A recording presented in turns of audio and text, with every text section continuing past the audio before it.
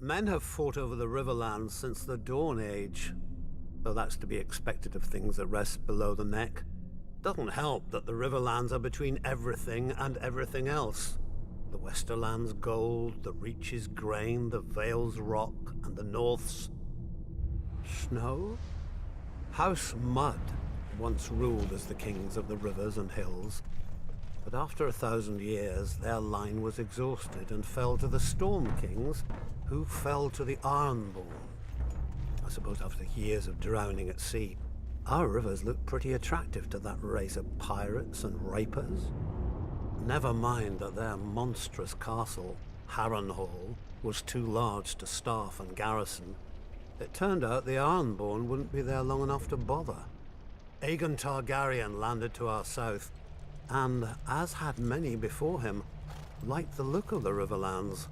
My ancestor Edmund Tully led the desertion of Riverlords to his cause, and was rewarded by getting to watch King Harren burn in his own tower. Unfortunately, that's not all Edmund got. House Tully was named the Lord Paramount of the Trident, which means we had to keep in line all those lords who hadn't governed themselves for thousands of years.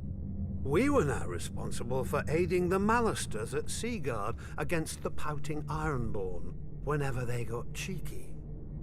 For settling Harrenhal on families stupid enough to think its curse would skip them after devouring all previous families.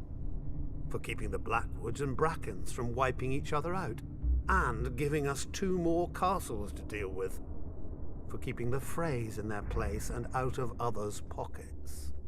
For marrying off our sons and daughters wisely enough so we didn't follow House Mud into, well, the mud. Yet under the Targaryens, the Riverlands knew a peace we hadn't had for centuries, if ever. But like all good things, sooner or later it all goes to shit. And our shit had a name. Aerys Targaryen. Westeros has had its share of Mad Kings, but usually they had the sense not to bully more than one powerful house at a time. Aerys soon blundered into a triple alliance. The North, Stormlands, and Vale rose against him. But of course, where do you think most of the blood was spilled? My brother Hoster guaranteed the answer to that with the marriage of my niece to Eddard Stark, the Warden of the North. At least Hoster didn't send her to Robert. So, the Riverlands joined the war against the Mad King, and it was on one of our rivers that Prince Rhaegar died, sealing the fate of his dynasty. Robert was a great soldier and a horrible king. Drinking and whoring are their own brand of madness when you sit on a throne that everybody wants. He died, and another war started. Again the armies marched. Again the Riverlands burned. If Westeros isn't careful, pretty soon our people will grow some sense and abandon this place for a safer realm, like the Dothraki Sea. I joke, of course. The Riverlands are our home, and God's help us, we love it.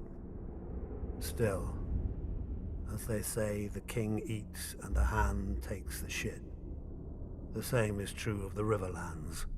The 7 kingdoms piss, and the Riverlands change clothes.